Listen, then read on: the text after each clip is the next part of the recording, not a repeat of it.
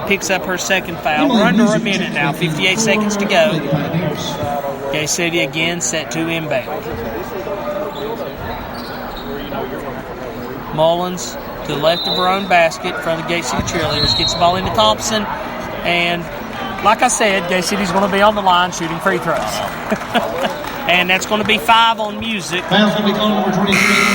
She's going to finish up with 2 points on the night. But like I said earlier, it seems like I've called her name a whole lot more than that. She's been all over the floor. Kind of that intangible factor. She's out. Thompson's on the line. Housewright and Quillen have checked back in for Gay City. So Housewright, Quillen, Thompson, Gerald, and Mullins, the original 5 starters, back on the floor for Gay City. First shot's up by Thompson. First shot is good. Jesse, I hope you've been thinking about a player of the game and the stat of the game. Second shot is up. Second shot, no good for Gay City. 55 seconds to go, 49-48. Gay City leads. Long with the ball. Starts to dribble down the sideline, tries to pass it over. Ball's knocked loose. Body's on the floor. Of course, Gerald's in the middle of it. And we have our 5th jump ball of the night. Because with 42 seconds to go, this is going to go back to Lebanon. So, Morgan Varney set to inbound. Lebanon trailing 49-48 with 42 seconds to go. Ball's inbounded to Alexis Horn. They swing it back over to Booth. Booth gives it to Price. Price pulls for 3. It's good. 49-44. Gay City leads. 34 seconds to go. And, of course, we have another timeout. You know, at this point, Lebanon's 2 3-pointers are taking the lead. This game's not over yet. If you're Gay City, you've got to be thinking, we got to inbound it. Got to make the free throws. Any other stats really jumping out at you right now? Price for Lebanon's knocked down 3 big threes on defense. Gay City's got to have a body on her. Can't let her get an open shot. And she scored 9 points off of threes in the second half. In addition to 2 in the first half. She had 1 2-pointer in the second quarter, and then she scored 5 other points. So, decent night for her, but most of that production has been in the second half. So, yeah, maybe put somebody on her. There's a thought.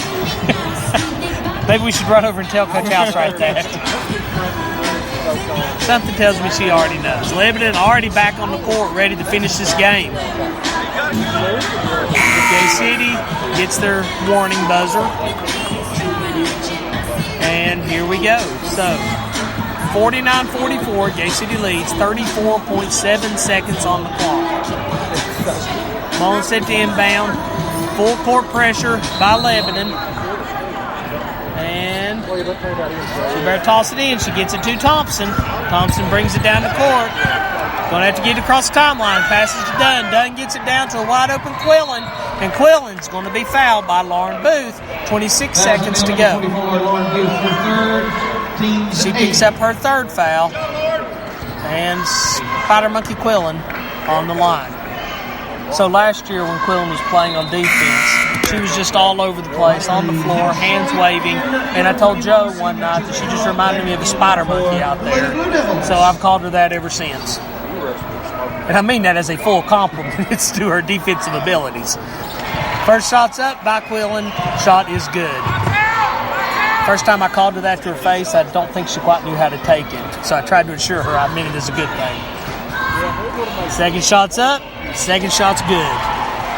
51-44, Gay City leads. 25 seconds to go. Long with the ball. Passes it over to Varney. Varney feeds it underneath to Horn. Horn tries to go up. Nothing doing. Losing the ball out of bounds. It goes back to Gay City with 18 seconds to go. Gay City with a 51-44 lead. Irvin checks back in for Gay City. Housewright checks out. Thompson now with the ball in the backcourt. Lots of pressure from Price and Horn. She passes it over to Dunn. Dunn finally gets it across the timeline to Irvin. Irvin to a wide-open Quillen. 7 seconds. Quillen hits the bucket. 53-44, Gay City leads. And Quillen steals the ball as Mullins goes up at the buzzer Shot's no good. She had her legs taken out from under. No foul. That's the ball game. Gay City wins 53-44. Wow. That was a really entertaining game to watch. Both teams, credit to the officiating crew, they let both teams play. I thought they called a pretty straight-up game. I thought this one had the potential to go to overtime, but Gay City, they're really on a roll right now with their defense especially. They take down the number one seeded team from that side, and they're playing for the championship tomorrow. So Gay City will play tomorrow. I believe that game time, if I'm not mistaken, is 6 p.m. If I'm incorrect, I'm sure Joe's going to be telling me so right here in a few minutes. Tremendous effort, though, by Gay City. And they're going to play the winner of the Union Ridgeview game, which is coming up. Gay City split with Union in the regular season, beat Union in the district tournament. Thompson hit a shot with 1.6 seconds left to take a 1-point lead. Ridgeview, however, beat Gay City both times during the regular season. So I'm going to say go Bears. I would much rather face Union tomorrow night than Ridgeview, but hey, whichever one it is, neither team saw this version of the Gay City Blue Devils, so we'll bring them on. Jesse, have you got some stats for us calculated? I will hand you the headset as soon as you're done ciphering. Alright, so to finish the game, we had Quillen with 7, Gerald with 2, Thompson finished with 20, Mullins finished with 10, Housewright 6, Dunn 2, and Steele 6. Once again, great effort by Gay City.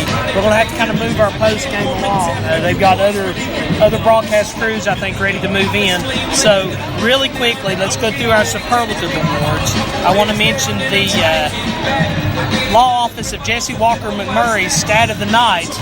What have you got? So stat of the night is going to be the defensive play by Gay City, forcing 22 total turnovers from Lebanon High School. So the number 22 is the stat of the night. Turnovers forced by Gate City. That's really impressive. That may be a season high. Also, let's talk about the Colonial Funeral Home play of the night. I wrote that down. It came at 3:18 in the third. Braylon Steele's skyhook she had underneath it. She was underneath the goal, but it was over top of a much taller defender.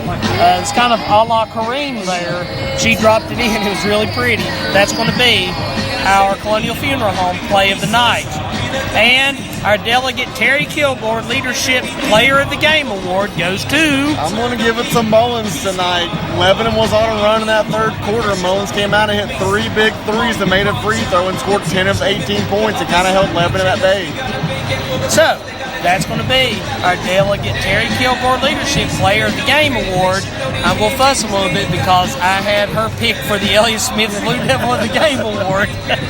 But congratulations to Macy Mullins for that. So that does leave us the Elliott Smith Blue Devil of the Game Award, and that's the intangible award, the player whose effort doesn't necessarily show up in the scorebook, but yet really made a difference on the court. And I'm going to give that tonight to Riley Housewright. She played really well underneath. She did a great job boxing out. She made clutch free throws. She really, really made a difference tonight in Gay City's win. So, with all of that said, congratulations to the Lady Blue Devils. They play tomorrow night for first place in the regional tournament.